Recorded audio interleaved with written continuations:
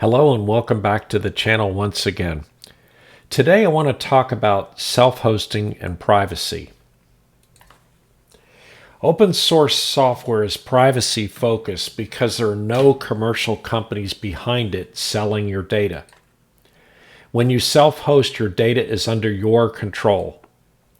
When you make use of public cloud services that are free, they're selling your usage patterns or other data to advertisers.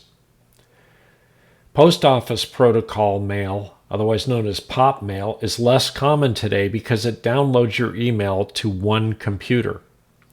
Nowadays we use Internet Message Access Protocol or IMAP because it leaves your mail on the mail server where it can be accessed by multiple systems. Webmail is more common because it does not require an application. So what about email? Well, Gmail stored in the cloud and access via IMAP or webmail is extremely convenient and functional. Webmail services like Google, Yahoo, and Microsoft Outlook Mail, otherwise known as Hotmail, are cloud-based. Webmail is not private. Webmail providers offer free email services because they use data mining to extract valuable marketing information from your personal data. Keywords are extracted from your messages and used to drive their advertising. Other services like Google Drive, Amazon Photos, and Microsoft OneDrive provide no expectation of privacy. Consider using a digital signature for email, otherwise known as S-MIME, which signs your email to guarantee it's coming from the person that's sending it, or using a secure email provider like Proton Mail, which encrypts your mail. You can also look at OpenPGP, which is a good open source solution for email encryption. So what about Microsoft Windows and Apple Mac OS? Well, Microsoft Windows and Mac OS provide no expectation of privacy. Most Windows and Mac OS upgrades are free because you're providing valuable usage data to Microsoft and Apple. These commercial offerings track your usage patterns, the applications you use, and even the services to which you're connecting. Microsoft and Apple readily use usage data to gain a competitive advantage, and they also sell this data to third parties. So why aren't you using Linux? Most apps are accessed via the web browser anyway, so there's probably very few proprietary applications left in Windows. Web browsing. So most of what we access is through a web browser or through programs that use the web browser in the background. Where are these programs storing your data? Well, pretty obviously they're storing the data in the cloud.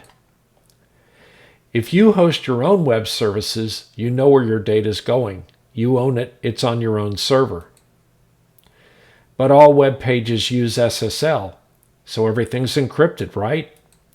Well, SSL encrypts all traffic between you and the web server. You're giving your data away at the web server, and that's why service providers give you free services. Domain name services, DNS, are a roadmap to where you're going. SSL encryption does not encrypt the DNS names.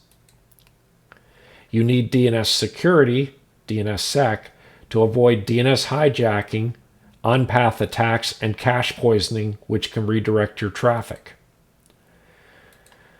So DNSSEC protects against attacks by digitally signing the DNS path to make sure it is valid. And DNSSEC implements a hierarchy of digital signatures across all layers for DNS lookups.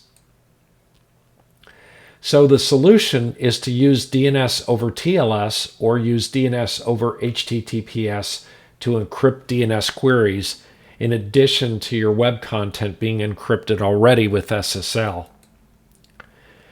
Make sure your self-hosted domain is protected. There's a really great site that VeriSigns has here that will check your self-hosted domain and tell you whether or not it's secure from a DNS perspective. So what about web browsers secure DNS? So the Chrome browser supports DNS over HTTPS. Many other browsers do. To enable it on Chrome, you're going to go to chrome://settings/security, and they have an option to enable secure DNS. If it's not already turned on, turn it on. You can test to see if you're using DNS over HTTPS at the Cloudflare site at https://1.1.1.1/help. You might have to run that more than once because sometimes it times out. So what about public VPN services? Do they increase my privacy? Well, yes and no. They do between your computer and the VPN server, and then they don't. You have to trust the VPN service. Once your data reaches the VPN server at the other end, then the VPN service can see where you're going from there. The only truly secure route is Tor, and I have a video about self-hosting on the dark side.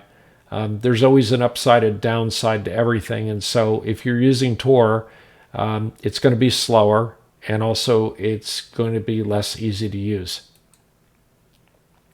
So public VPN services are very good for geo-relocation. If I want to appear that I'm in another part of the world, a public VPN service is excellent at that.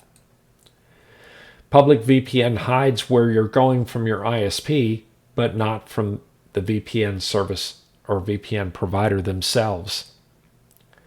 When you're away from home, use a VPN to access your home. And whether that's a public VPN service or whether that is your own hosted VPN service, and I have another video that talks about self-hosting a WireGuard service on your network, use a VPN. It secures your remote access.